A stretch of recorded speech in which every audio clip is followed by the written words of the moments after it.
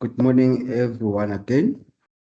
Thanks for coming and joining the session.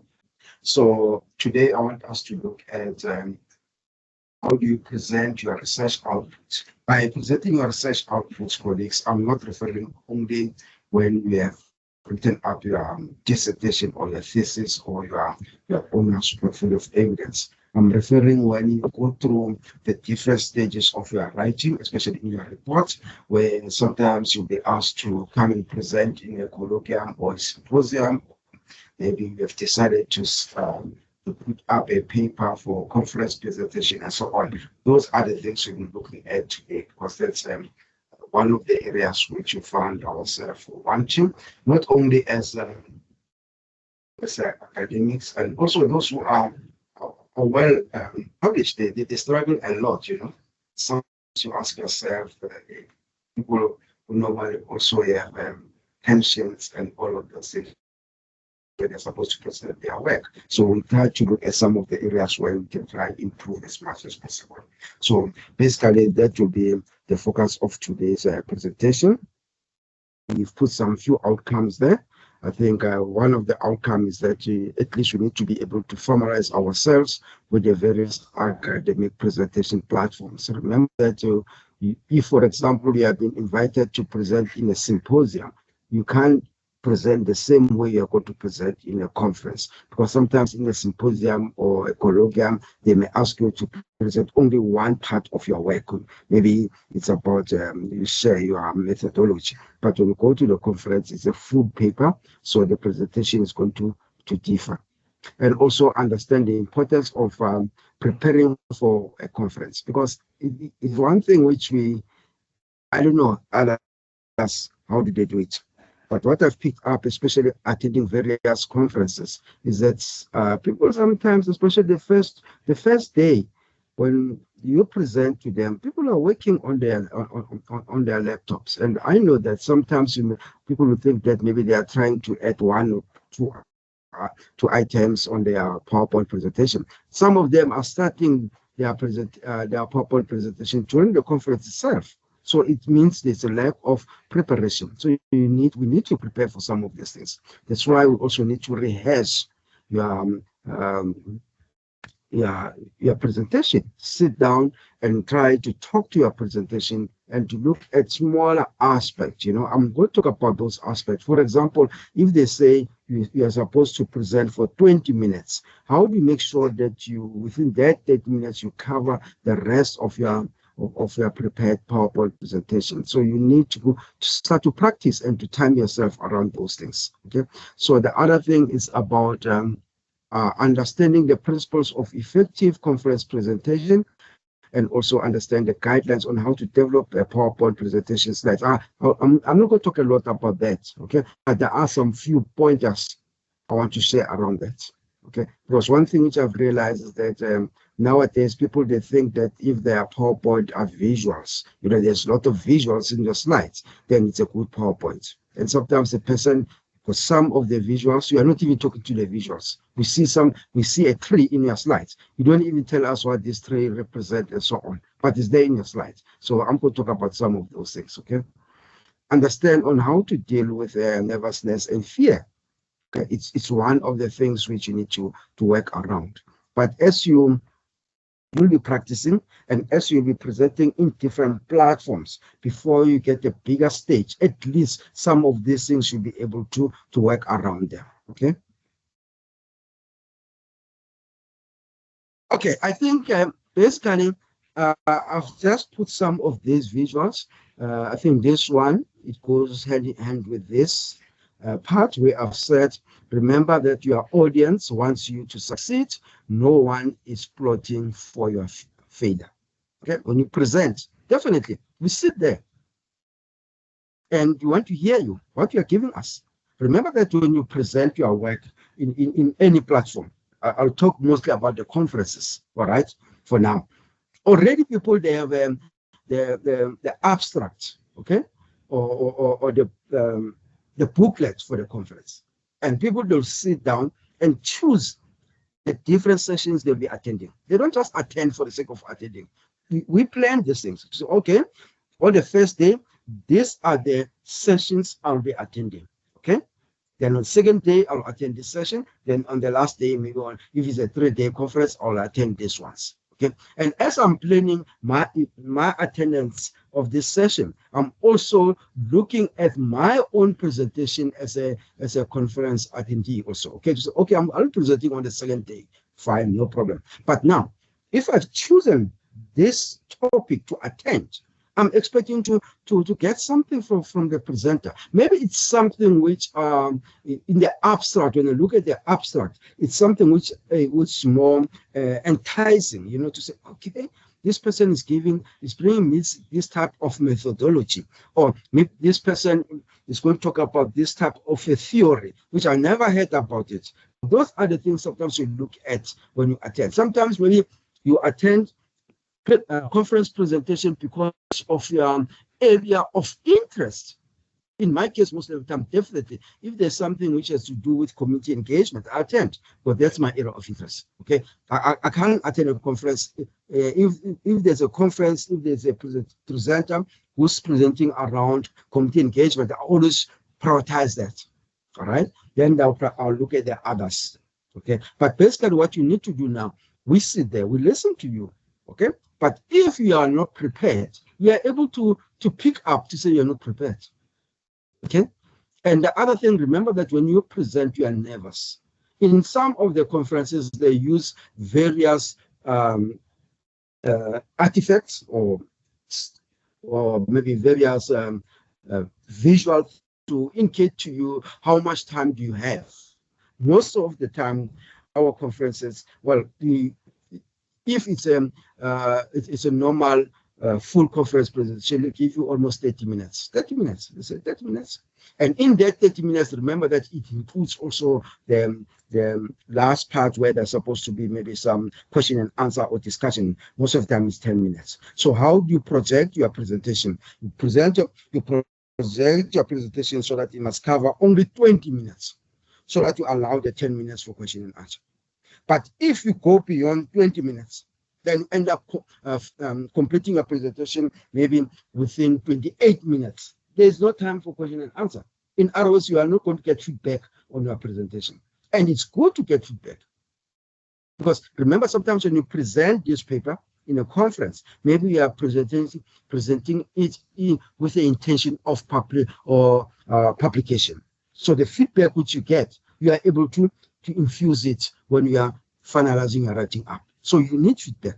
So they'll warn you about the time. Maybe they can use, some of them, they like to use this. I've seen most of them are using this. Okay. So they're different spoons. Most of the time are wooden spoons, which are more colored and so on, which have different colors, you know, more of robotic colors, which the yellow one, the green one, and also the red one. Basically, what they'll say, they'll start with the green one to say, you can start to present now. Maybe when you are left with 5 minutes, maybe they can give you a warning to say, now in 5 minutes, you must try to round off. Then from there, in that 5 minutes is where you also give the time for question and answer. Then if your 30 minutes is up, then already they raise up the red spoon. And remember that the attendees, they are not going to sit there for more than 30 minutes. Okay? And the other interesting aspect is that you are the one supposed to direct the presentation. And most of the time when they ask questions, and they ask you a question which you, maybe it comes from your presentation, but you didn't thought about that question. Okay? Don't try to manufacture an answer, because it's where you lose it. If you don't have an answer for the question, be open and just say, thanks for that question. I didn't thought about that aspect of the study. I'll look at it. And please, if you say you're going to look at it, don't think that after the presentation, you just pack it, don't look at it. Look at it. Maybe that question is going to assist you to refine your aspect of writing and so on. So, but you became honest, okay? And the other important aspect is that when you present to them, make sure that when you prepare the presentation, I'm going to talk about that in your PowerPoint presentation, cover all the elements. I would say to students sometimes you don't have to cover. There are other aspects you are not supposed to include. They are minor, even though you may find that you are already on the finalization of your dissertation or thesis. You don't have to share at the conference future research potentials and so on and on. There are things you need to structure your presentation so that you say, all right, in this conference, these are the things I want to focus on more. Okay. I think I'm going to talk about more about those things on how to develop your PowerPoint presentation. Okay. I know that some of you guys are more visuals. I'm not a visual person, okay? But yeah, but we'll try to unpack some of those things. Okay, I want us to go back a little bit. Let's check this quickly. I think we spoke about also this last week. One, it's what you call a mini dissertation. And I think most of the institutions are moving away from the mini dissertation now. Very few of them. And I still believe, I don't know, but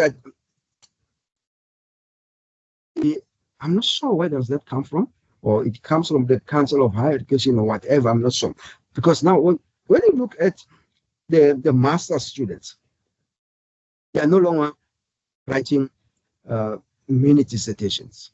Remember that if you have a mini dissertation, it means that you have a coursework where you have modules. You call them modules, and also a mini dissertation. Okay? And the coursework for me, or the modules, I think there are, I'm not sure, maybe it's other institutions, they say you may choose.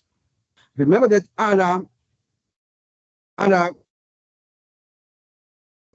they do their masters, not with the intention of maybe being in academic, if I can put it that way. Okay? Others, they do their masters and they're in academic. So if you have a coursework and a mini dissertation, it gives you an upper hand. For example, if you are doing your masters in educational management, definitely there are some modules you'll be doing there. Okay? Maybe 3 or 4 modules. And those modules, most of the time, there are modules which are being taught in undergraduate studies. Okay. So it gives you an upper hand to say when you apply for a lectureship post, for example, if you are in academic, maybe they are looking for someone who can teach maybe in education management. Already you have an upper hand because you've done a module around that. So it gives you that opportunity. Okay. But if it's just a dissertation without coursework, it means you're focusing on a topic only. Okay. And there are some of the requirements definitely in some of the institutions. They will say that if you are doing a mini dissertation, it means you have done also the coursework or the modules. There's no need for you to submit a proof of manuscript before you graduate. But if you have done a dissertation, a full dissertation, there were no modules over 3 years, definitely they will say you must have a proof to say you've submitted 1 manuscript. Okay? But in some of the institutions, definitely, they don't even ask you to submit any manuscript if you're doing your master's. Okay? So it depends with the institution, and it also depends with the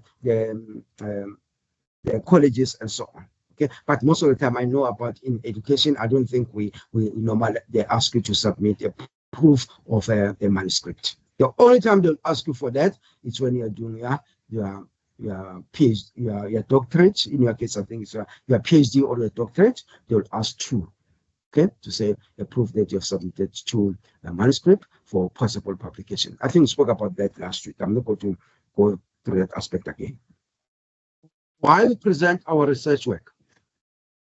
Well, there are different reasons. Okay, well, I think most of us, we are expected to present, but it's not a good thing to present, is it? I think I've shared the story with you, some of you, my story about my. Basically, what happened is that when I applied to one of the institutions, and I sat down with the supervisor there, and they had an appointment with the supervisor. But I didn't have a problem because I've studied in that institution. So I was not now coming to do my PhD in that institution. Then the supervisor said, okay, what's going to happen now? You are going to work on your research proposal. And if I'm happy with your research proposal, then you are going to defend your research proposal. In other words, you're going to present to a panel. So was the first point. Okay. Then we agreed that I'll work on this and that and all of this. Present or submit to the supervisor. The supervisor will look at it and we refine where there's a need for that and all of this. Then I went around and do another window shopping to say, no, I'm not going to present because I was afraid of presenting, by the way. Then I went to another institution, I think one or two institutions. I think the other one, then I said, no, I'm going to do my PhD with this institution. Okay, fine. Then I went to that institution, then the same process happened, but only one element was not mentioned by the supervisor. The supervisor said you are going to work on your research proposal, and the research proposal is going to be expected to include A, B, C, D, and all of those things. Then I said, good.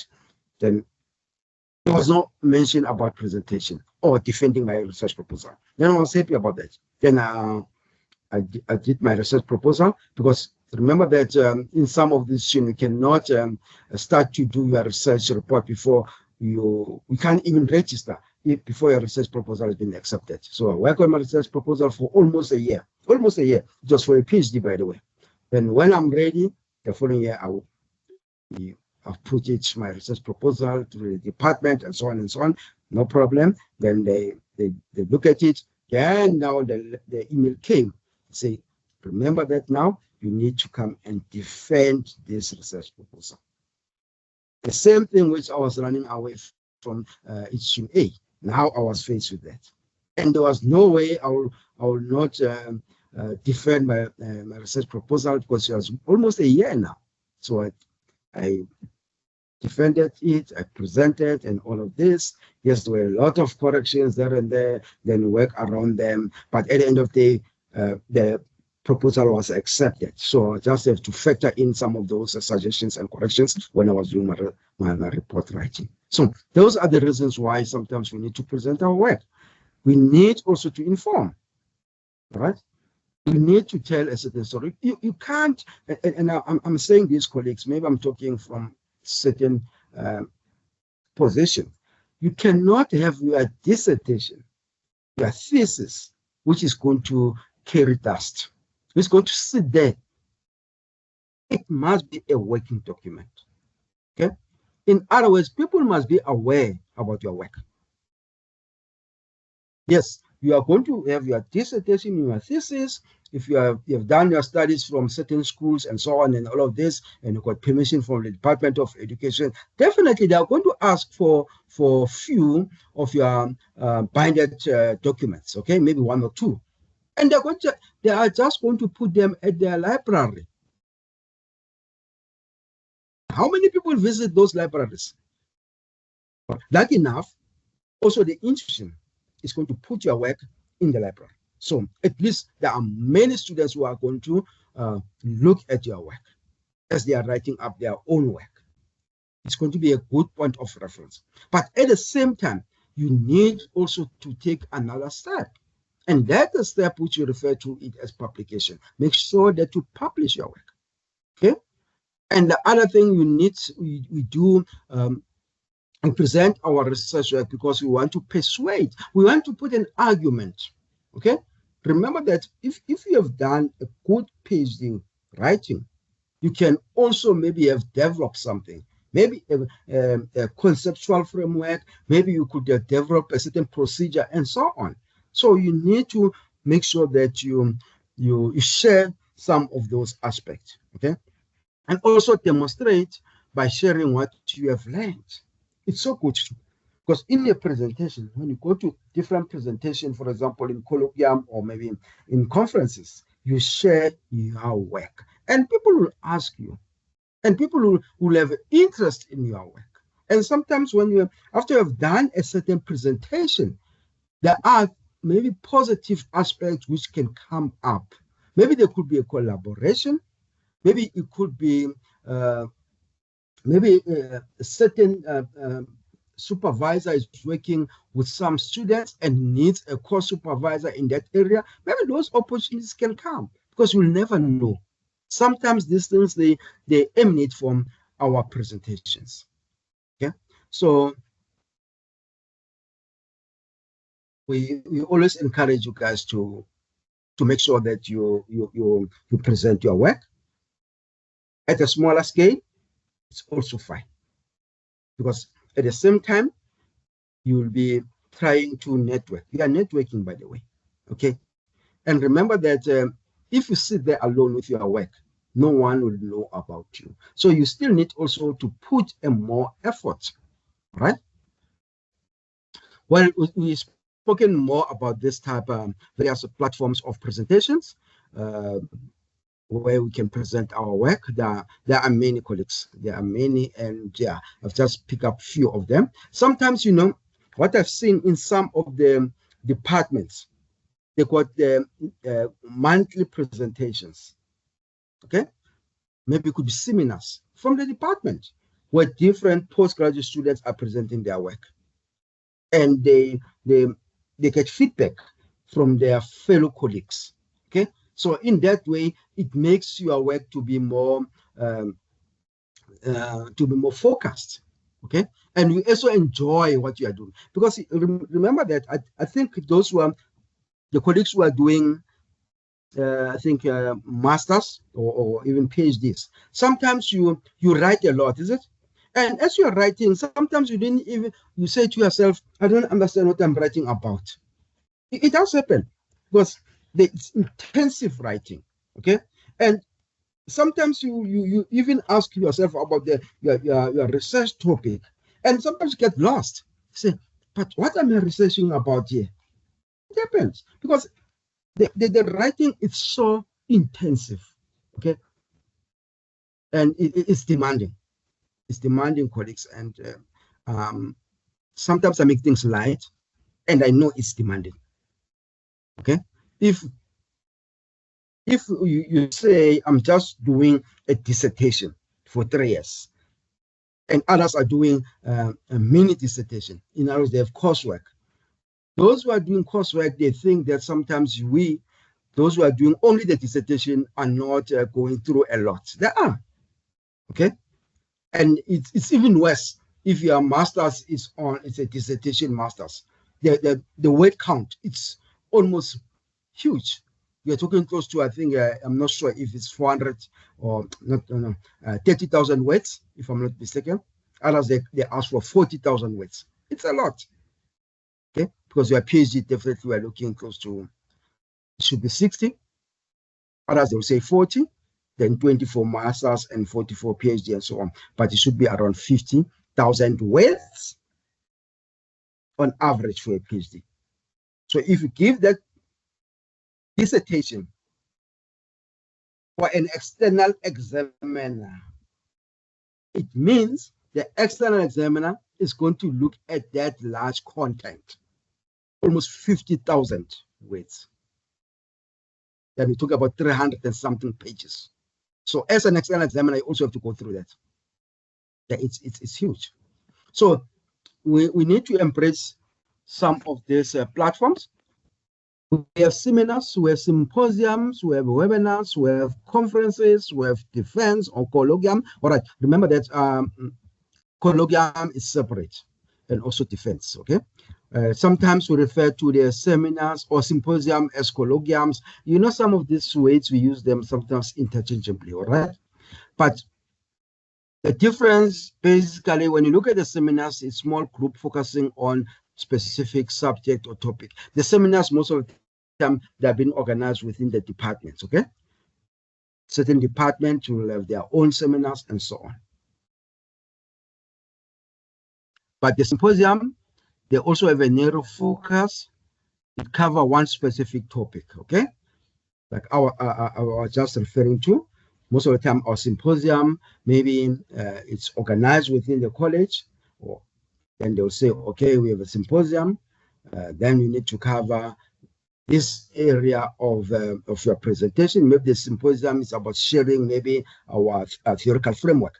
So different students will come and share their theoretical framework and so on and all of this. In other words, there's also one focus. Then we have the webinars, and the webinars most of the time have been held online. I think we started to be socialized on the webinars during COVID. Yeah, it's when we started to have webinars. Otherwise, we were not having webinars, honestly. We started during the COVID, where we present online. And yeah, and as you're presenting online, definitely during the webinar itself, sometimes they will create groups so that you go to different groups and so on and all of this, and you present. Then you have the conferences. I think the conferences conferences now, definitely there are some conference organizers. They do online conferences only, and I know about them. The big one in South Africa, they've moved. I think from this year they start. Yeah, last year they started to go again back to the face-to-face. All this time since COVID, it was online. So even the other conferences, they may ask you to have a choice to present online, or you do in-person conference presentation. In other words, you attend the whole conference. But if you decide to say, no, I'm going to present online, then you don't need to attend the conference. So what you need to do, you save on some of the cost around that. Well, definitely they have multiple sessions and breakaways and so on. They have a plenary session where the first day, definitely there will be a keynote speaker, the second day and the last day. In other words, they'll be able to organize keynote speakers. And also they can ask you to have a submission, a peer review submission for publication within the conference itself. Then you can decide. I think you are the one supposed to inform them to say, okay, I'm going to present this topic, and I want this topic to be peer reviewed and so on for publication. So you decide around that. But it's in other ways, the conferences, it covers many themes. When they call for abstract, they will tell you that, for example, these are the 5 themes we'll be covering. And under each theme, there'll be specific topics. So you try to align your conference presentation with the theme and also with the topic. Okay. Sometimes we find the overall theme is just a community engagement. Then they have some sub topics around it. Okay. Then we see where your own topic can fit around. And before they can allow you to present in these conferences, they are going to look at your abstract. And yeah, normally you submit your abstract online most of the time, and also have a guideline what you need to include in that abstract and so on. And there are people who are going to look at that abstract. Most of the time it's the hosting institution. They could have a team who's going to make sure that the whole conference goes well. Then they see on how they look at the different abstract and so on. If your abstract is not accepted, definitely they'll indicate to you, your abstract is not accepted. Maybe it's because the abstract doesn't cover any of the themes or any of the topics and so on. Maybe it's something which is not within the focus of the conference. Okay. Then remember that in so far as the conference are concerned, you may find that maybe you have already published maybe your work in the form of an article and so on. You are allowed also to present that work at the conference. Okay. Maybe you didn't present it before you publish it. Then now you are sharing it now. And you need to indicate to the audience when you present to say this work has already been published, so that they should not start to try to give feedback on the work which already been published, because their feedback won't even add any value. Okay? Or if, for example, you are presenting with the intention of publishing this paper, you also need to indicate to them so that they can give you a better feedback around your work. Okay. Then defense, most of the time, definitely, it's whereby you have to defend sometimes your research proposal, or your completed thesis. That's a defense for that. Okay. Other institutions definitely they will ask you also to have a defense for your dissertation. I know international dissertation there is also defense. PhD there is also defense. But what's happening during this defense? What you need to do now, you present your work, okay? And in this defense, the others they can do it online. I think most of the institutions now they are doing it online. For it's an hour. Okay, if they want to be more to give you more time, maybe it could be 2 hours. But most of the time it's an hour. Then they will invite you as a person, as a candidate. The supervisor will be there, maybe the chair of the committee or department will be there also, and also the external examiners are being invited. If there were 3 external examiners of your thesis, they're also invited in that defense meeting.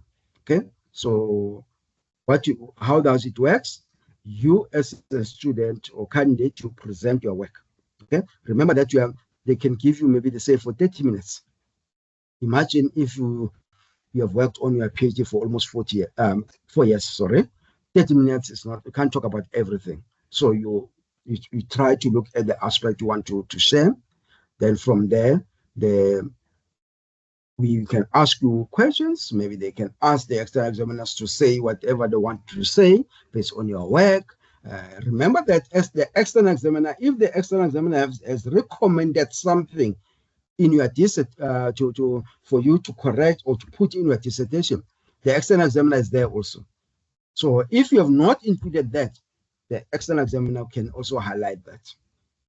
Okay, so we, as external examiners, we are given opportunity also to ask you question, or maybe to how can I say, to compliment you, or to at the end of the day, definitely it's a scholarly process.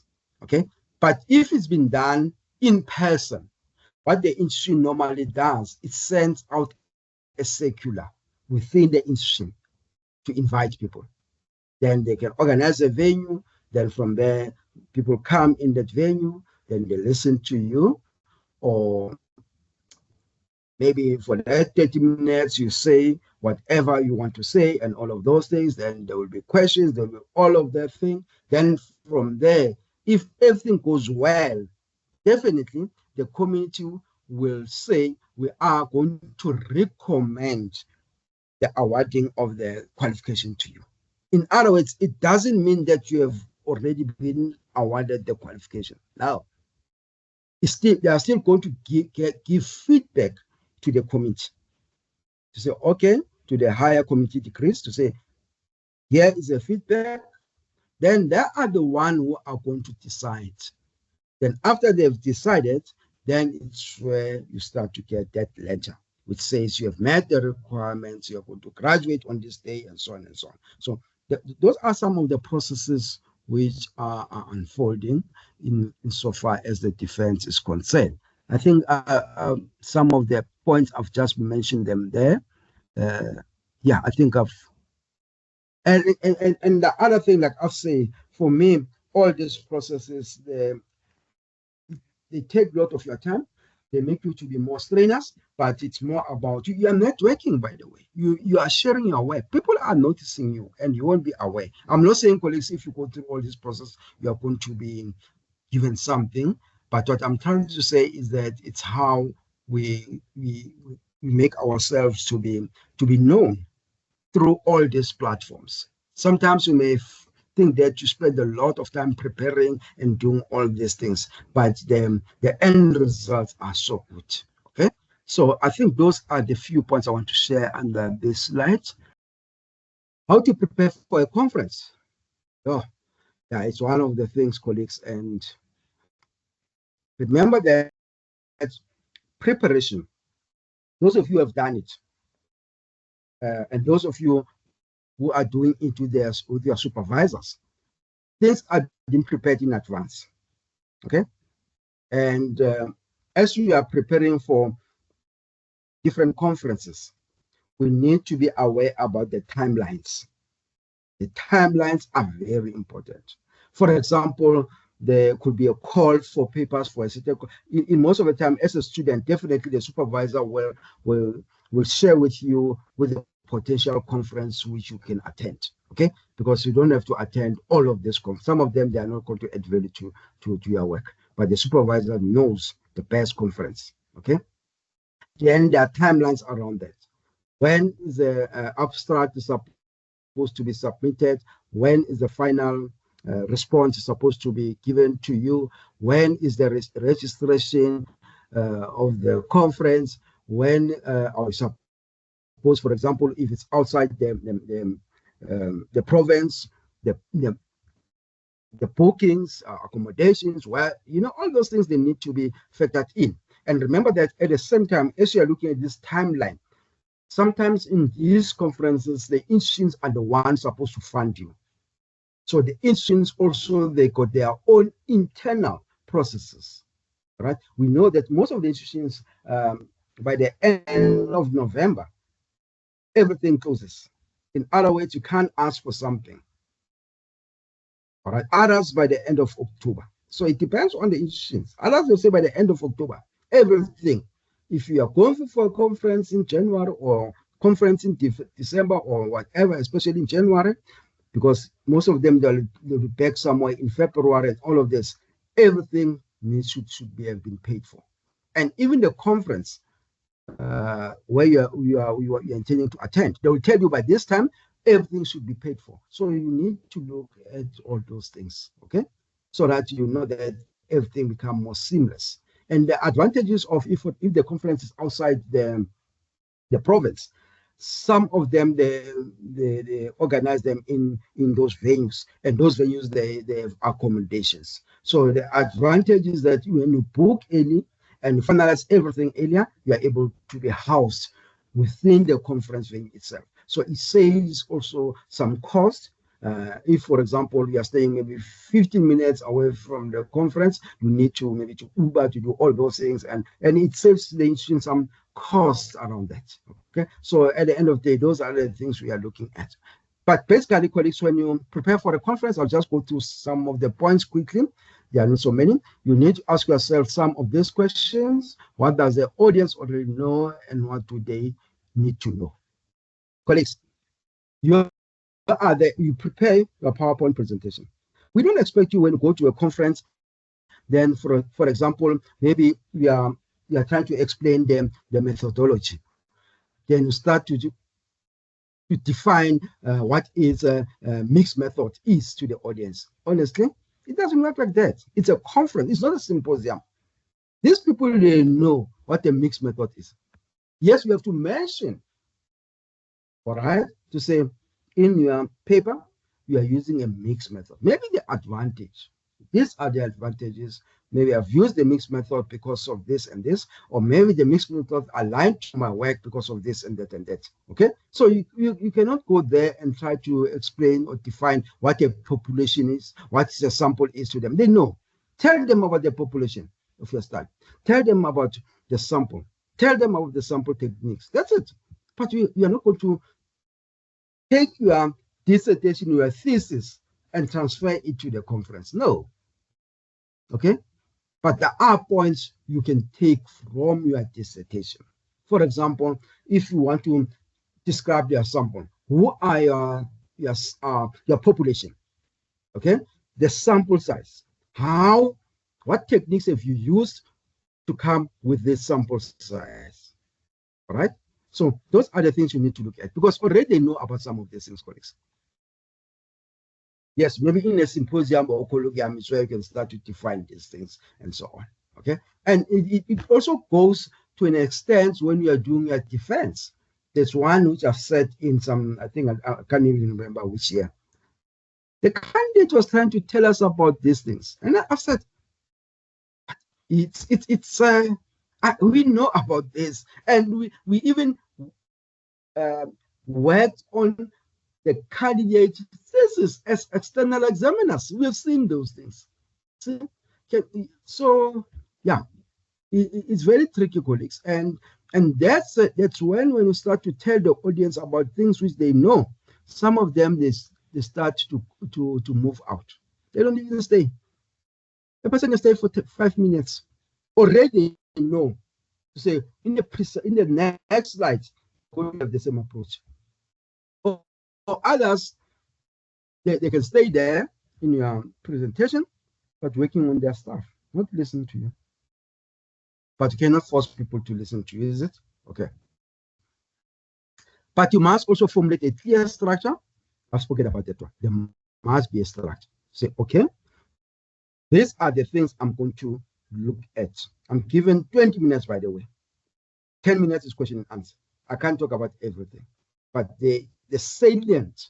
But please make sure that you don't exclude important aspects. I've seen sometimes our students, when people are presenting in their conference, during conferences, they exclude literature review. And I always argue about it. But sometimes people think that literature review is not important. It is important. So you have to also to indicate the literature review. Not to say that you are going to talk in depth about or in detail about the literature review, but you need just to make the audience be aware that the same aspect is also happening in other contexts. Then you can source some of the aspects from the literature and also indicate maybe the gap. To say, even though this phenomena, it's more loud in some of the contexts, but within your context, there's a gap around that because not much has been said about it. Okay, so it gives you it gives us a little bit of an argument, and it shows to the audience that you have also worked intensively insofar as the literature review is concerned.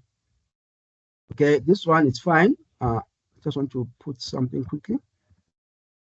Make sure that your points are explicitly made, linked, and supported. Okay. In other words, whatever point you are putting, it should be clear. There should be no question about it. And I like this one, the last part. Make your conclusion to be clear and also a take-home message. And I always like the take-home message, colleagues, because the take-home message for me in a presentation, it gives me something to work on or to look at. Okay, and sometimes based on the take-home message, you are also going to try to formulate your own research around it as an attendee. So, okay, I've learned about this theoretical framework, and this theoretical framework, maybe if I'm working on my own research, I can also maybe infuse or borrow this theoretical framework, or I need to go and read more about this theoretical framework so that I understand it better. So at least you have a message, something which you can work on. I also try to visit the room, which I will be presenting beforehand. It's important, colleagues. I'm not saying that on the first day, let's say you're presenting on the second day. You must make sure that you're familiar with the venue. Maybe on the second day, if you're presenting after lunch, you say, oh, okay, I'm going to make sure that maybe during lunch, I go there and familiarize myself with the venue. And by familiarizing, colleagues, I'm not saying that you're going to just go and look at the venue. You also dock your laptop, right? To put your laptop and try to show some of the slides to check if everything is going to go well. So that when the attendees or the audience comes to listen to you, you don't have to struggle with all those things. So you become more familiar about the venue itself, okay? Attend a session held in the same room to identify any potential technical difficulties. Most of the time, I don't know other colleagues do that. If I'm presenting on the first day, I'll attend in that venue, okay? So that I become more familiar with the venue. Then from there, the other days I'll attend the other venues and so on, okay? But at least if you are familiar with the room, It also assists you not to have more anxiety, if you can put it in that way. All right, you become more relaxed, because sometimes you may find that the people whom you have listened to in that vein are the same audience which are going to attend your session. Okay. And the other important aspect, colleagues, is that make sure that when you prepare for a conference, your presentations are ready in advance. And when you arrive at the conference, don't correct your presentation. And don't look at the way other people are presenting, then you start to correct your slides. You are going to have more stress. If you said and you've tried to practice your presentation the way it is, stick with it. Don't change. Okay, even though sometimes when you listen to the others before you present, say, hey, these people are bringing interesting aspects or theories and so on. Don't try to bring those things in your presentation. You are going to mess up everything. Stick with it and say, okay, I've practiced my presentation. The outline is like this. That's how I'm going to approach it. Then you stick to that. Use visuals where applicable. I've spoken about this, colleagues. If you are not going to explain any of those visuals, don't put them in your slides. You don't want to see a visual there, like I've said, maybe I see a cow there. Then I'm waiting for you to tell me what's the purpose of that cow. Then don't tell me. Then I become confused. Put visuals which you are going to talk about, and the visuals which are also related to your research presentation or to your topic. Okay, don't try to impress people with things which are not going to add value. I'm also have a problem with this. I put more text, but what I normally do, even though I put more text, if I feel that no, in this case, this I need to define. All right, let's say maybe it's one aspect I need to define. Let's say, for example, I'm presenting about something else, then it's about more gig economy. They say, okay, let me share with my audience what a gig economy is. Then I want to define it. I'll put it in a text, but I'll underline the important points so that when I present, I don't read the definition the way it appears word by word. I focus more on the important points on the definition, so it makes the engagement to be better in that way. That's why we say put point forms, and you can have your notes. Okay, and already you've practiced, by the way, those point forms. Sometimes when you have your notes in with you, you don't even have to refer to your notes because you have practiced. You know if this point is about this aspect, you know how to elaborate on that point because you have practiced that. But we need to avoid to have slides which are more weighted. Look at this, the one I'm having here. It's not for a conference, it's more weighted. So I can't present something like this at a conference. Because if you start to do it like these, colleagues, have more text on your presentations or on your slides, you are going to read word by word, line by line, and think about your audience. They can read on their own. Okay? So we need to try to avoid those pitfalls. Well, let's say a little bit about the principles of effective conference presentation. You need to involve your audience. Make eye contact. And the other thing, colleagues, in so far as the presentations is concerned, well, other presenters, they prefer to stand up, okay, when they are presenting. Others, they prefer to sit. There's nothing wrong with that. Okay, but when you are seated, make sure that at least you still have that eye contact with your audience. Don't look too much on your laptop or on your slides. Also, make sure that you have contact with them. If there's something you want to emphasize, make sure that you have clear eye contact with them so that that message goes well to the audience. Okay.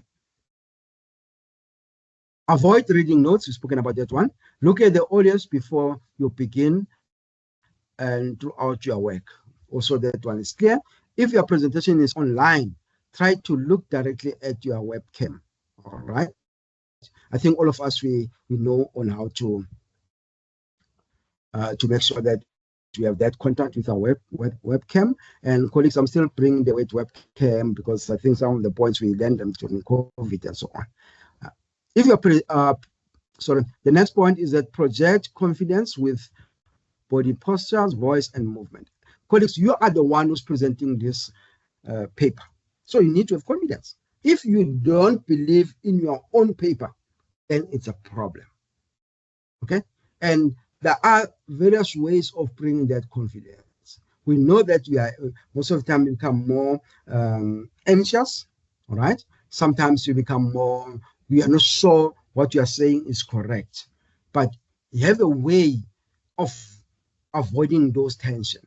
In my case, I can just bring my own example. I know that most of the time I do stammer a lot, and very few people can pick up that, okay? But if I'm presenting for a conference in a paper, to avoid some of those things, I've learned a lot about it.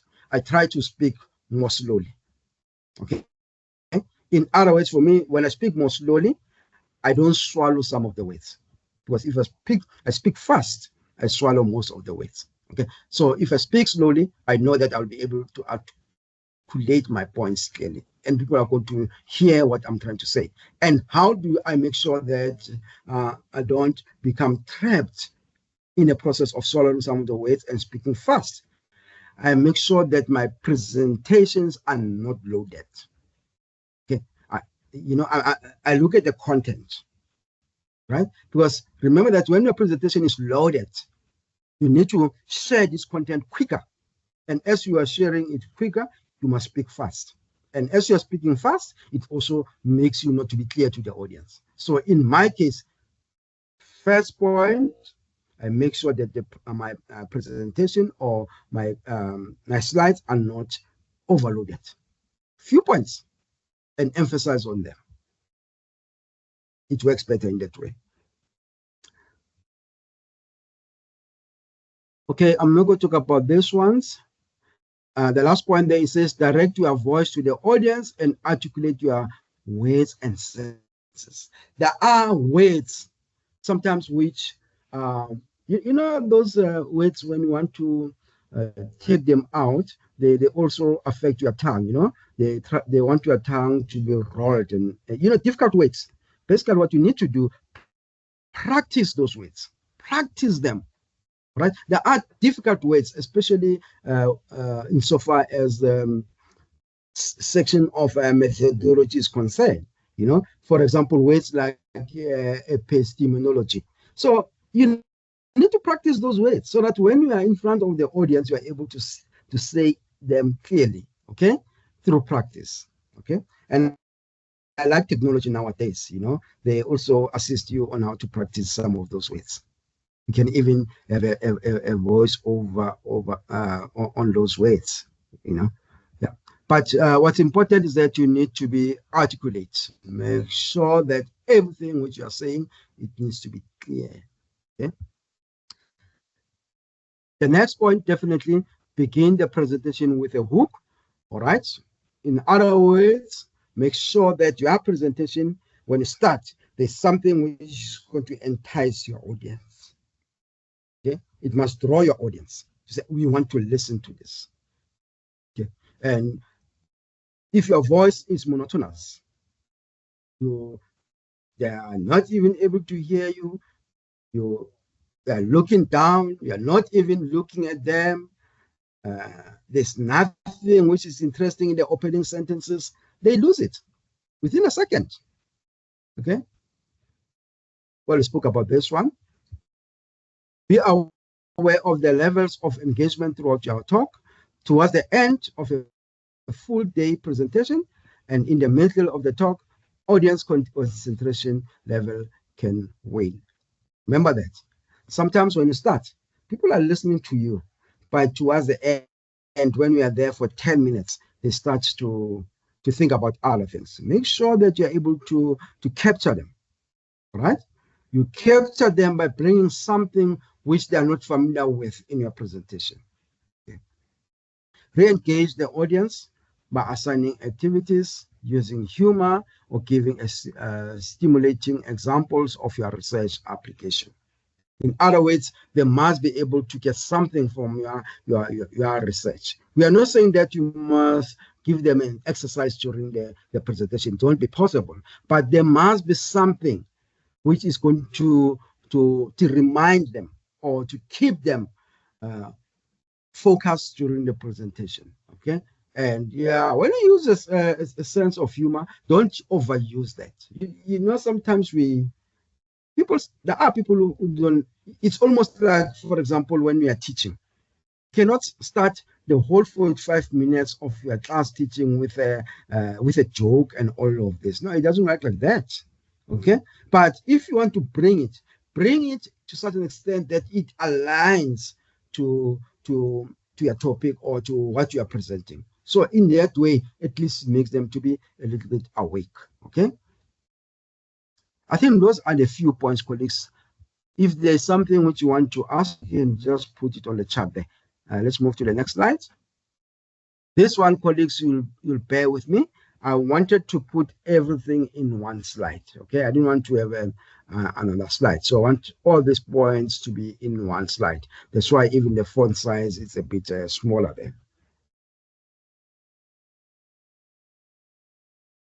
Presenting your research. Now you are presenting your work. You need to make sure that you start your aims or the purpose.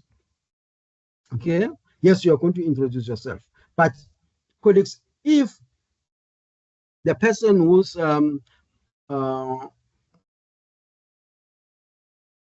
in charge of the session, all right, the chairperson of the session, if they have presented you so well, they introduced you so well, you don't have to reintroduce yourself again. No.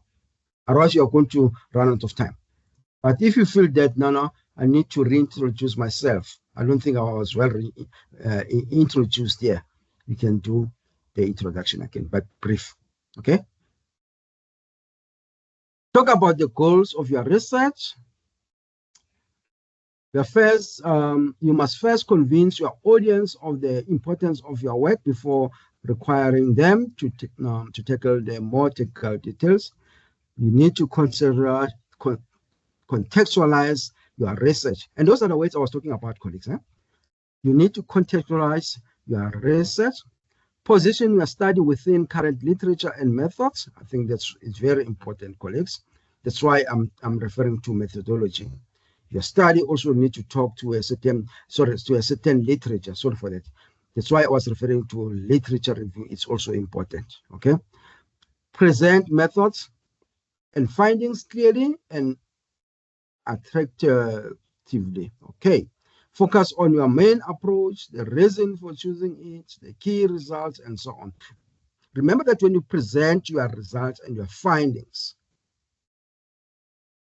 if let's say you need to be specific about which findings you are going to present. You can't present everything, okay? And you must be strategic. For example, if I'm doing a study, and in my study, maybe I've done some cross-sectional analysis, which is more inferential statistics there. If I've done it, and I feel that now my audience must hear about something. Maybe my study is about, I was looking at maybe aspect which has to do with study skills. I'm just thinking an example. And I want my audience to hear and to have a true and understanding about my findings to say, how is this affecting the different group of students? All right. For example, if maybe I have a data show students who are coming from, I'm not sure if you still have the model C schools. I'm not sure. I'm losing track of some of these things. But there are schools which are no school paying fees, and those who are paying, and so on. So if I have that cross tabulation, then I'll be able to show in my data how did they respond to the different aspects.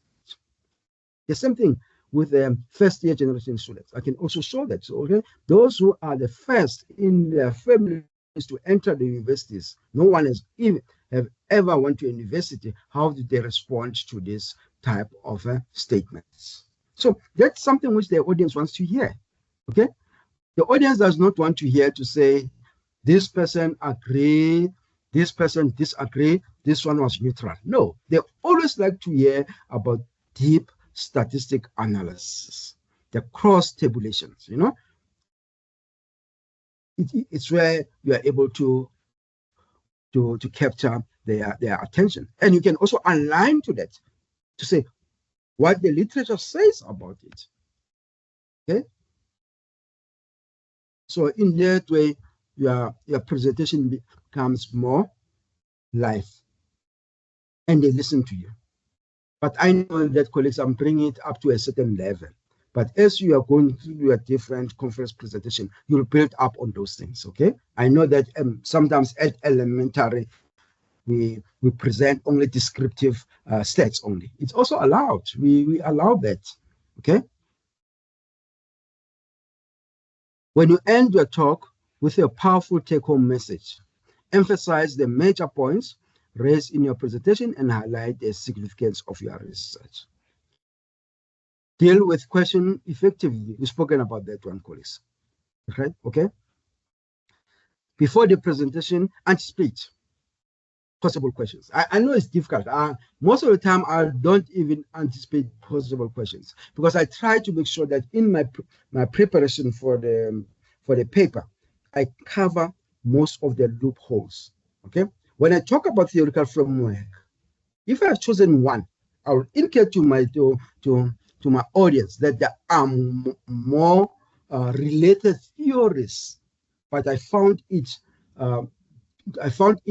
to be more aligned to this theory because of APC, so that I'm trying to close them for them not to ask me why we didn't use this theory. Okay, by presenting and indicating in advance already, I make them aware that this is not the only theory which talks to this aspect. There are many. Okay, sometimes I even mention one or two of them, but I found out this one it's more applicable. Paraphrase their questions. Yeah, sometimes if you didn't hear the questions, maybe try to paraphrase their question to ensure that you have understood it correctly and other members of the audience have heard it. Okay, but if the question is clear, you don't have to paraphrase it. And when you paraphrase it, colleagues, before you respond to it, allude it to say that's your understanding. Are you still on the correct understanding? So that the person who have raised the question will say, no, I didn't mean this, I meant that. You see now? So that you don't respond to something which the person who have asked for get an answer which it's not even addressing the question itself. So try to have that engagement. Like I've said, colleagues, if you don't have the answer, acknowledge and maybe try to indicate that you look at that. Or maybe it's you didn't anticipate that, but yeah, it's a good angle or it's a good point. I'll factor in my writing up.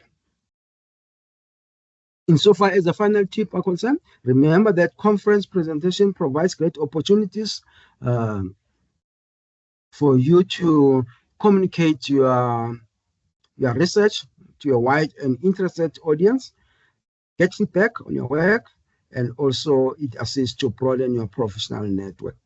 Preparation and practice are key. We say when we have a PowerPoint presentation, you must practice it. Okay. Well, like maybe if you have a chance or you have an opportunity, you can have someone who's going to listen to you. I always do that. And most of the time, if I have my presentation, I just go to the conference room and project it.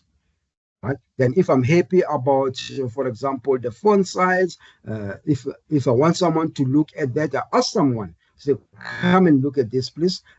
Tell me if everything is visible here.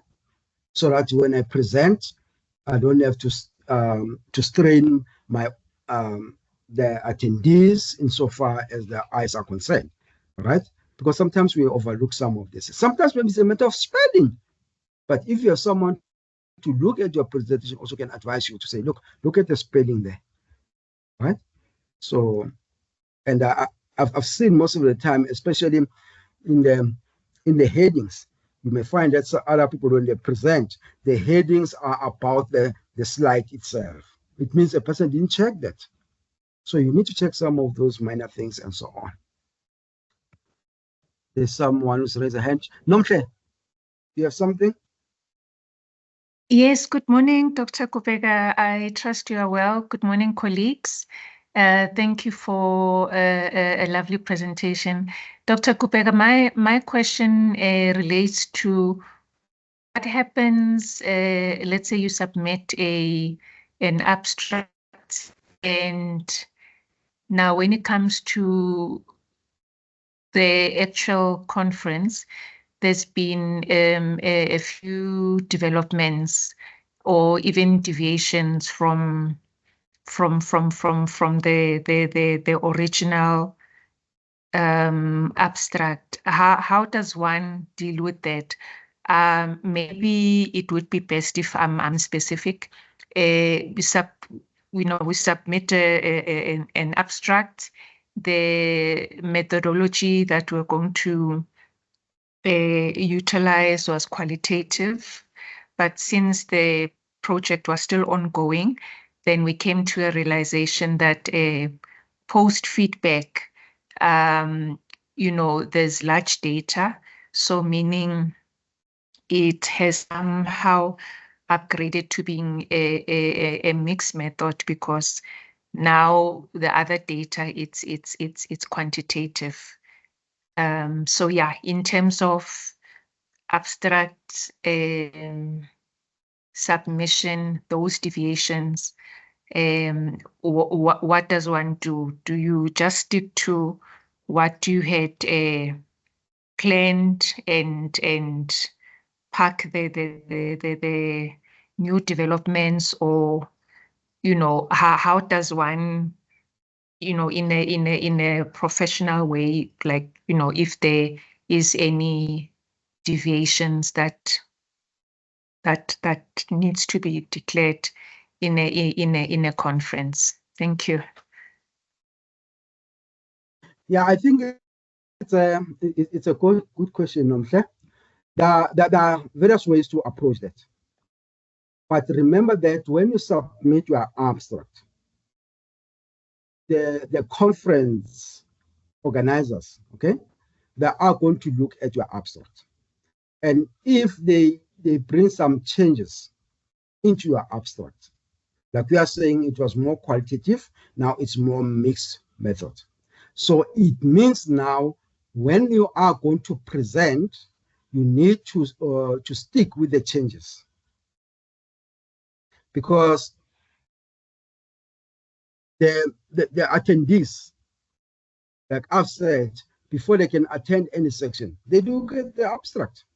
So if they're looking at the abstract now, it's more about mixed method.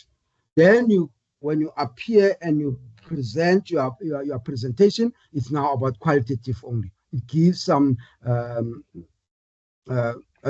I think it don't sit well with your audience, because when they look at the methodology you'll be using. Now you are presenting only qualitative.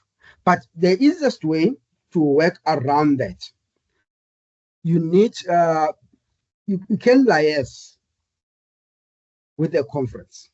Okay, there will be someone whom you'll be talking to insofar as the abstracts are concerned. You can email that person and indicate maybe how strongly you want to present qualitative because of APC. I think in that way they can also relook at the changes they've made on your abstract. But if you feel that still in your work there's also quantitative studies you are doing, you can also factor that in to make your presentation to be more mixed methods. Then, but you maybe remember that when you present them, whatever results you will be presenting, it's not going to be detailed results. You can look at some few aspects insofar as maybe the data of the qualitative is concerned and also the data of the quantitative results are concerned, so that you factor in the mixed method. So in other words, what I'm trying to say, there should be an alignment, okay?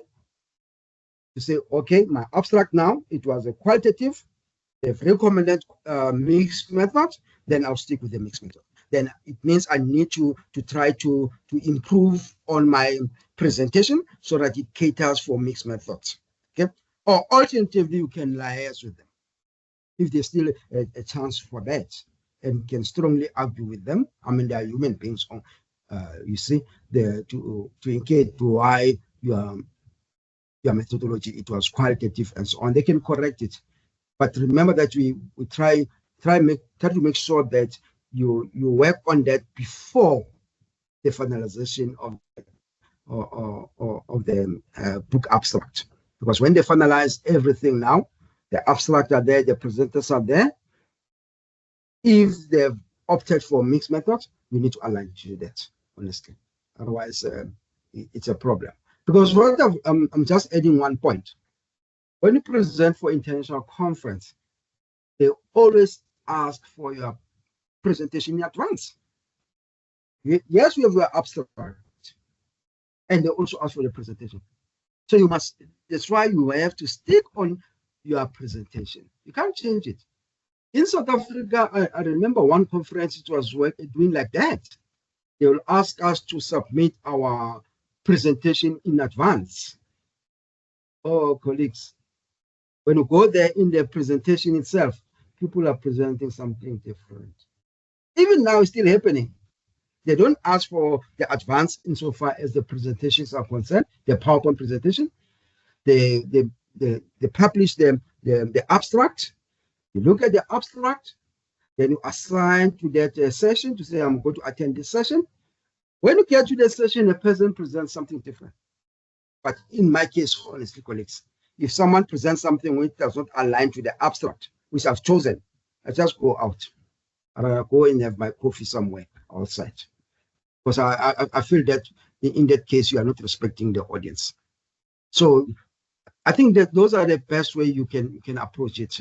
Yeah, I don't see you sticking to your methodology, because they have a right to comment. So if you feel strongly that no, you want to stick with qualitative, so you need to have that conversation with them, so that you know that when they publish the abstract, they've used the correct methodology, which you subscribe to also.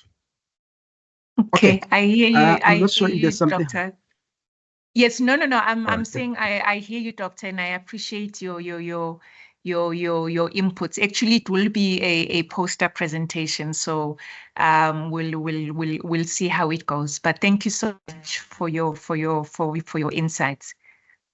Okay, thanks. Yeah, thank you. Also, you're sharing a poster now. Yeah, because sometimes we forget that there are also posters. Okay, thank you for that. Let's quickly look at the common types of conference presentation. I'm not going to talk about all of them. I think we've spoken about this one, the full paper. Okay, we have been given 20 to 30 minutes, sometimes 20 or 40 minutes, and so it depends. Okay, but most of the time we know that's almost 30 minutes. Okay, if they give you 20 minutes, it means 15 minutes for presentation, 5 minutes for question and answer. But on average, they give 30. And also, how do you determine this time frame?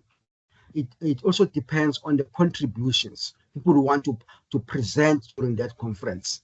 Okay, if there are very few people, they can extend the time. But if there are many people, they make sure that they give you less time around that. Then we have the short paper, the workshop. Also, you can do the workshop, which normally it's for an hour.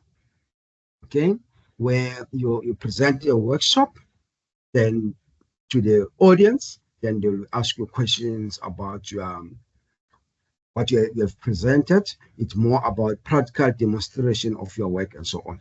There's a poster that comes now here. Thank you for bringing up the poster. I think I've done 2 posters this far. yeah, it's interesting to present in a poster. It's quite interesting, and it also, I think we are able to capture information, a lot of information, in the form of a poster. But it's almost like a PowerPoint presentation. You put all the elements, okay? But the writing should be more concise as much as possible, right? And what I like with the poster is that you could also use it after the conference presentation. Okay? I have my posters which are put in my working space. In other words, it also even other students, they're able to read about those aspects. Some of them, they don't know me, by the way, but they can read about the contents, okay? Yeah, I think the poster also is very important. You can read about all this aspect there. Then you can also have a discussion paper. You can have a panel presentation, round table discussion, and so on. But most of the time, we use this, right? And also the poster. Okay. So, but conferences, they do it in a different way. Now, other conferences, what they are doing in regards to the poster presentation, you present it in a way like a normal full paper presentation. You share your poster there. But other conferences, what they do, they could identify a space within the conference setup. Maybe it could be a corridor or could just a space, then you put up your different posters. And during the poster presentation in the program, you make sure that you are there because people will be coming. They know that from this time up to this time is the time for posters. Then you'll come to different poster presenters and you share what you have in your poster there. Then at least you're able to engage with the audience around that. How to design your slides? Definitely, you must keep it simple. We've spoken about that one. Not more than 5 points per slide. Okay? Remember that if I have 5 points, it means I have 5 minutes. A point, you allocate 10 minutes. If you want to, for 1 point, you allocate half a minute, it's fine. But in other words, your slides should not be busy. Okay? You need to talk through the points. Keep it less. Do not cluster your slides with text or graphics or colors. Colleagues, be careful about colors. I'm not good in colors. Okay? But your slides should not be like a Christmas tree, you know? Many colors. No. Choose colors. Okay? That's why we say for you to, before you go and present your PowerPoint presentation, have someone to look at it, to advise you on some of these aspects, the font sizes, the graphics, the colors, and so on. They can advise you to say, no, this color does not suit well. Okay.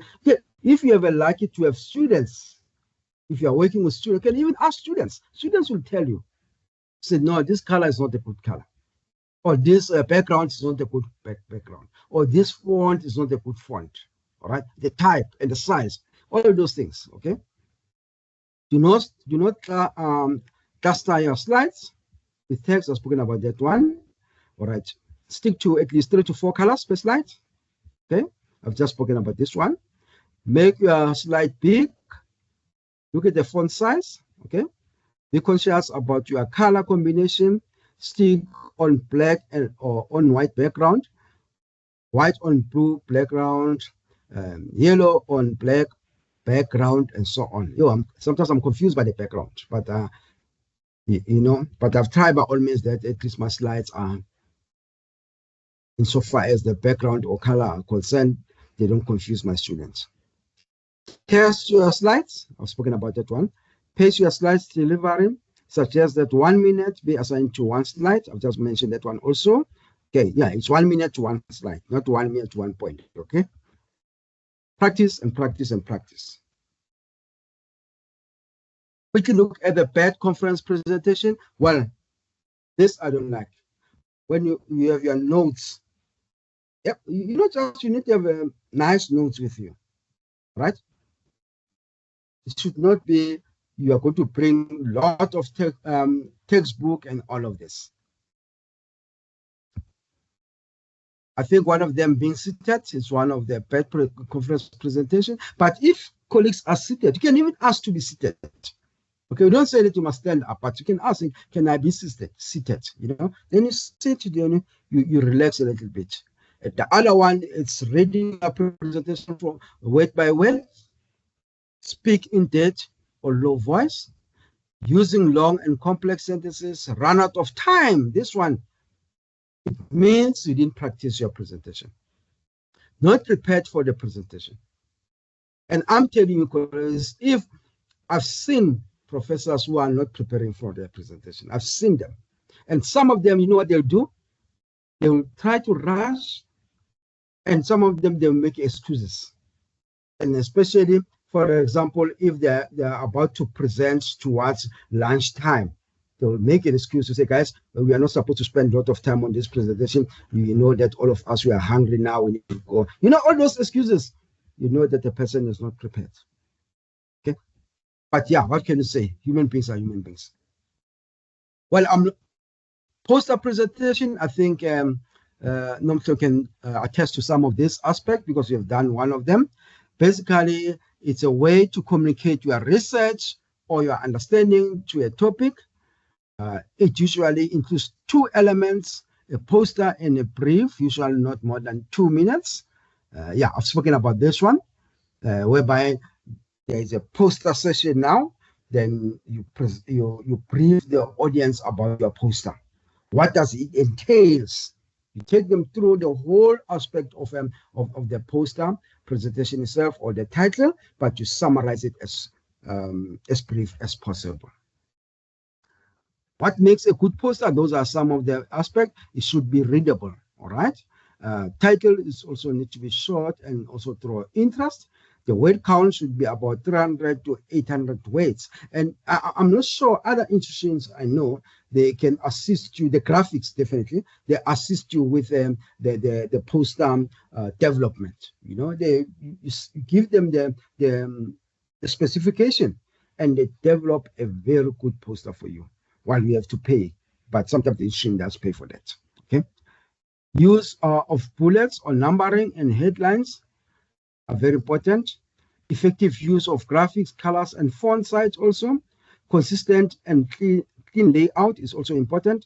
Includes acknowledgement, your name, and institutional affiliation. Also, this needs to be included in the poster presentation. I think the other poster which I had some years ago, during the conference itself, when it was poster presentation, someone asked me about the picture which I had. Okay. Basically, some of things are oversight. I've put a picture of students, but I think something happened.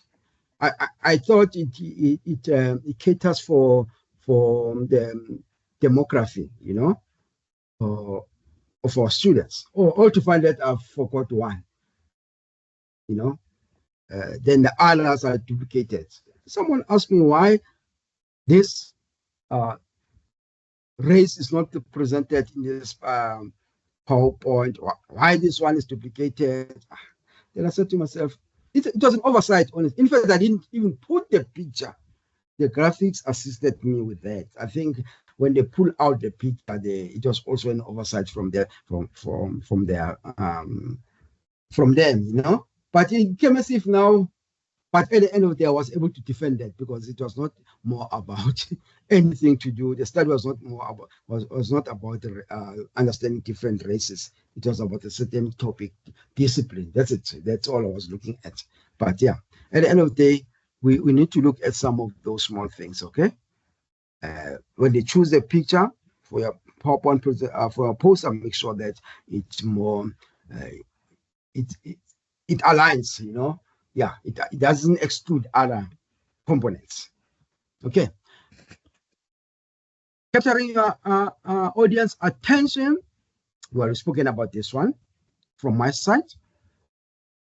Make sure that you pitch your voice correctly. You articulate words so that the audience can be able to hear the words. You must practice those words. Make sure that your speaking rate also, you balance it. If you want to emphasize some of the points, you must use a certain projection and so on in the voice so that people could be able to understand what you're saying. The volume also is very important. The tone, sometimes there are people normally when they speak as if they are not fighting, as they speak as if maybe there's something which irritates them, if you can put it that way. Okay, they have this harsh voice tone. So sometimes you need to balance that, because remember that the audience does not know you. I may be familiar with you, okay, because maybe I'm coming from the same institution and so on and so on, but the audience doesn't know you. So you must try to balance your voice so that it should not sound as if you are talking badly to the audience. Okay, so yeah. Well, if there's a need for you to use handouts, you must also have handouts as supplementary material. I think there's one presentation I attended. The colleague definitely gave us some supplementary material as handouts, and it was good, because you use them after the conference itself. Stick to the time allocated. We've spoken about that one, right? Dealing with nervousness and fear. There are reasons for fear, and there is also the effect of fear, if you can put it in that way. You need to make sure that you have confidence and you are not fearful. Don't be afraid. You are going to share and your work. You know your work, so you must try not to be fearful about it. How to make sure that you are dealing with nervousness and fearness? Be prepared. You must practice your presentation. Have a backup. Colleagues, please don't rely on your laptop. If there's a need for you to have print copies of the PowerPoint presentation, make the print copies, colleagues. Anything can go wrong. And also make sure that you preserve also your PowerPoint presentation in some of the memory stick. I always say to my students, and even to myself, have at least 2 memory sticks. Well, you guys will tell me that you save on the cloud. I don't know. Someone told me that, no, we save on the cloud. Okay. But if anything happens with the cloud, it's a problem. I don't know if there's something going to happen with the cloud. I don't know how people save on the cloud. But what I'm trying to say that make sure that you save your work, not only for the conference. You save it in your laptop. You save it in your copies as a backup. You have at least 2 memory sticks to save your work, so that if anything goes bad, you have a backup. It goes again with your dissertation work and also your thesis. Make sure that you save that work, not only on your laptop. If it can crash, you have a problem. Save it somewhere, okay? And also try to reduce the fear of audience. I mean, the audience are human beings like you. Okay, but the only way to reduce that fear of audience, make sure that you attend the venue, right, where you are going to present, and you listen to the other presenters before you present. Okay, don't sit in your room or maybe where you have booked yourself. And when it's your time to go and present, then you go to the venue. You are going to have a lot of anxiety. But if you are there when the session starts from the other presenters, it becomes easy for you to familiarize yourself with the audience and also with the venue. How to cure the verbal virus? What are the verbal virus, colleagues? Those are the words which you repeat them now and then. Words like, for example, yes, I understand. Okay. Those are the words, all right, which you normally repeat now and then. You can't even finish a sentence without mentioning or stating those words. Those are the verbal virus, which I'm referring to. Diagnose the problem. You pause, record voicemail message, all right, and also enlist the help of a friend if possible. And try to take a breath. In other words, before you can move to the next point, take a breath a little bit, then you move to the next point. Okay. I want us to spend some few minutes on these two exercises. They are not long. In a nutshell, tell us who you are. 2, write a paragraph on the chat platform to explain to us what your typical day encompasses or it's about. Let's quickly look at the responses. I think the first colleague who responded, Nomhle, I'll start with you. It says your name is Nomhle Ntuli, a third-year master's student, a mother and an athlete. My day starts at 4:30 in preparation for club run. Managed to run just 16 kilometers to be able to come back and be on time for class. Physical activity is important for me, and so on and so on. I'm not going to read everything, colleagues. Okay. Let's look at Naidu. Sushila Naidu, a student studying PhD information system and a full-time employee in one of big 4 banks. All right. My typical day involves meeting where I get status updates on the projects, initiatives that my team is responsible for, and providing them with guidance and so on. Thank you for that. Let's look at Edwards. We are saying I am Gumete Edwards, currently doing my PhD in public administration. My research is focused into governance. I have vast experience in governance. I am a kind of person who like to follow current affairs and spending much of my time helping others. Okay, interesting. Let's look at the last. Colleagues, I think now we are going to end with Antonia, please. Any submission after Antonia, I'm not going to look at it.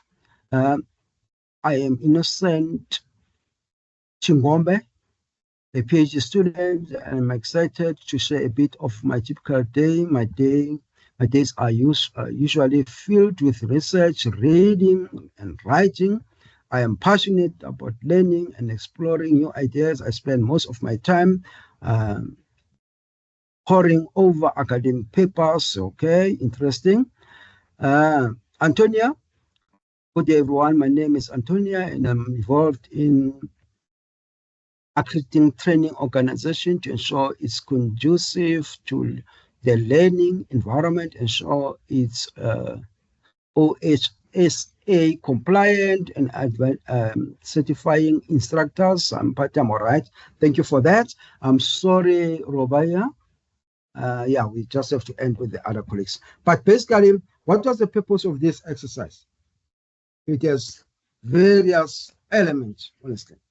1, remember that I said within 2 minutes, you must respond to this aspect, 2 of them, within 2 minutes. Well, I know that I gave you almost an additional 1 minute. It was 3 minutes. The purpose was to check if you are able to practice time management, to time yourself. If you say 3 minutes, it should be 3 minutes. I can see the other response, it came around 10:24. It's more than 3 minutes. Okay, so we are saying to you, in presentations, you must be able to time yourself. 2, you must be able to draw the attention of your audience. I'm happy about the presentations, the paragraph there, who you are, what you do also. It's quite interesting. Okay, in other words, I could tell to those who have made their submission what they normally do on a daily basis. I can tell that. And also, its aim was to find out if the message was clear to the audience.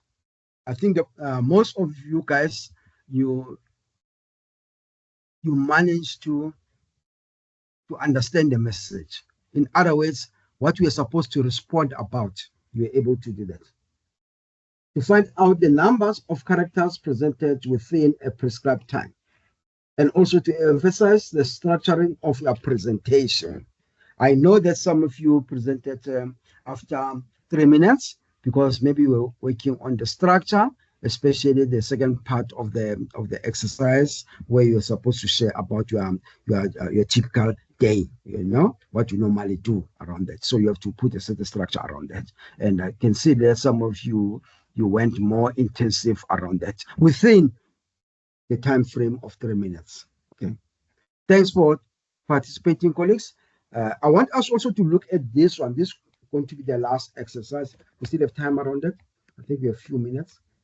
Okay, yes, a few minutes. Tell us any story. Any story. Okay? Please, colleagues, if it's a story which is you don't want to share, don't share it. All right? Any story. Okay? And begin it with these words. Imagine this and that. And then end it, this story, with these words. What I have learned, or the moral of the story, is this and that and that. Let's go through the submissions. Okay, the first one is from Nomtle. It says, imagine preparing for an event, and you have prepared your cue cards. Then all of a sudden, as you are about to leave, the cue cards go missing.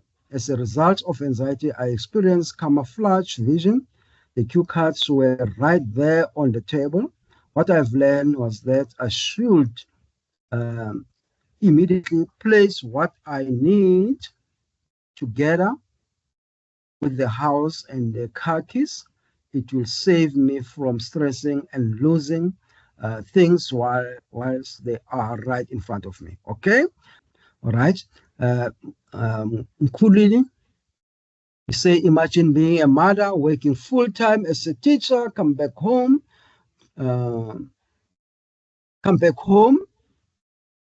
to help them with their homework, and then go back to your studies, and at the end, everything work well. Moral of the story, don't give up on yourself. You can definitely make it, keep pushing. Okay, interesting also. I want to look at the other colleagues. It says there is only student number. Imagine working abroad and being able to see your child once a year. Moral of the story, we can't always have what we want.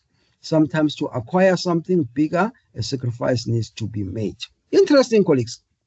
Yes, I think insofar as time management was concerned, we managed to stick to time. And I think the main purpose of the exercise from my side, it was just to try to practice to begin a presentation with something which is more catchy, something which has a punch, you need also those punch lines, to say someone must be able to read further. Okay, that's why I was able to read all the submission up to the end, because the beginning there was a punch line around it, or a catchy phrase, or sentence. And also to end the presentation with a clear take-home message. Look at the take-home message, colleagues, from all the colleagues who have submitted. You can look at the end there. There was also a take-home message. And that's how a conference presentation should be. The message must be clear. You must catch your audience attention. At the end of your presentation, they must have something to take home or something to learn about. That's what a presentation is supposed to be, especially a conference presentation. I'm not going to look at this one because of time, but think about this one, colleagues.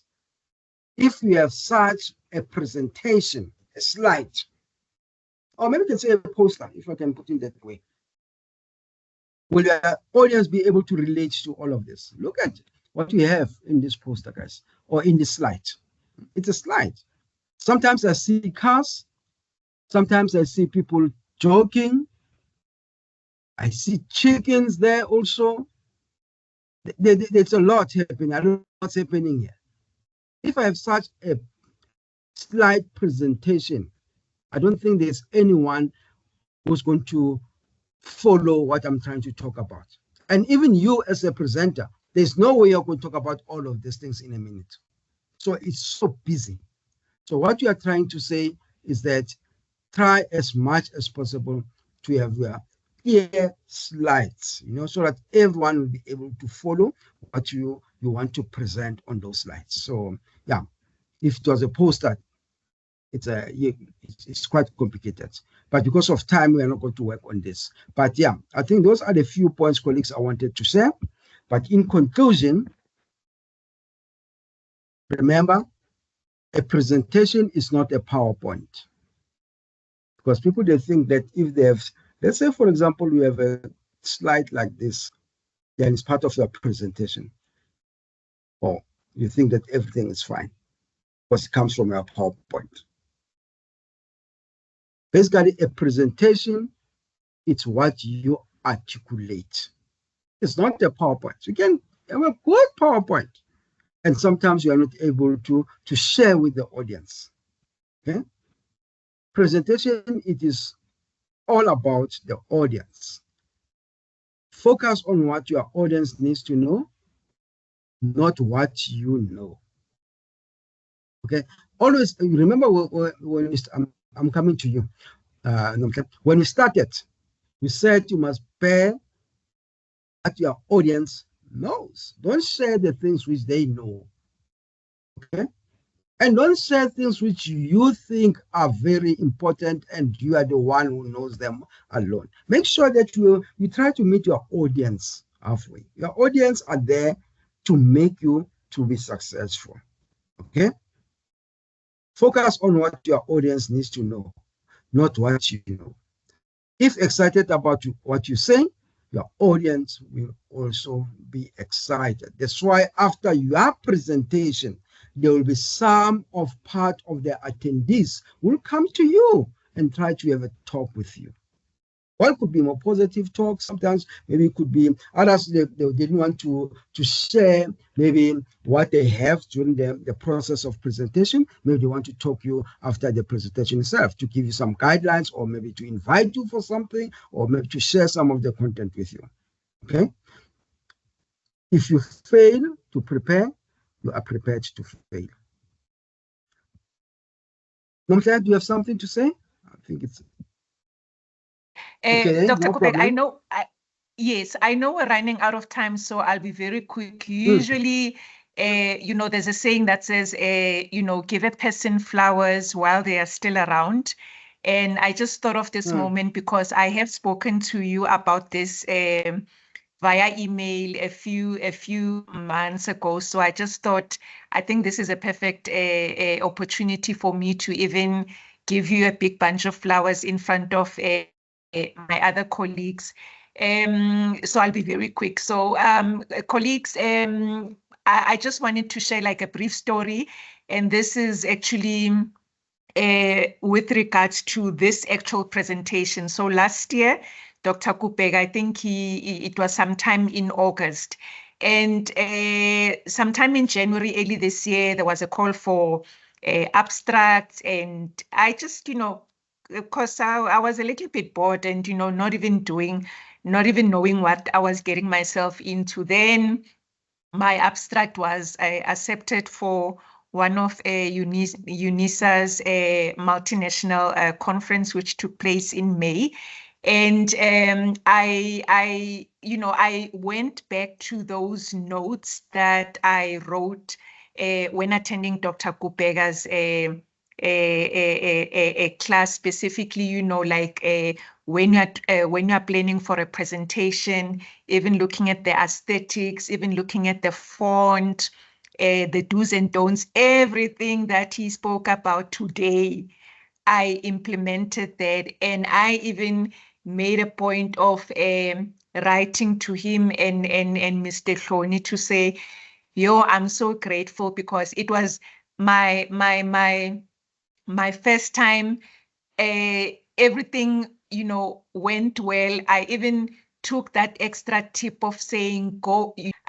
So I'm saying, Okay. Ladies and gentlemen, don't undermine the time. It's just that I'm not sure where I broke off, but I'm saying, don't undermine the time that you spend early morning coming to these workshops because they are very, very, helpful. It was my first time and I loved it.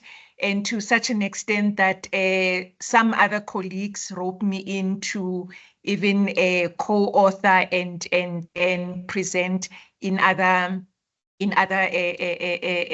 conferences. So these are my big bunches of flowers to you, Dr. Kupeka. Ngiyabonga kakhulu. Thank you so much. That's all I wanted to say.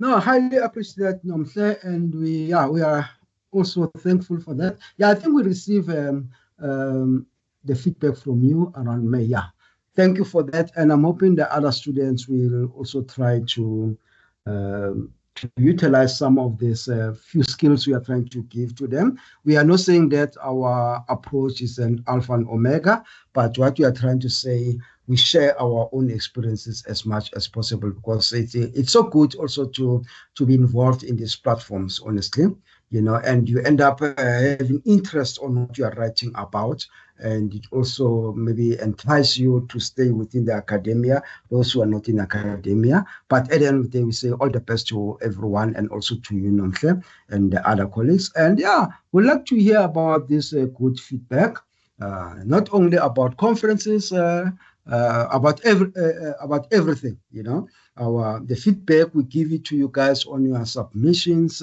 for the chapters and all of that. We like to hear about those things, But what I'm trying to say, thank you, Nomhle, and thanks for sharing. And I'm hoping other colleagues also will share as time goes on.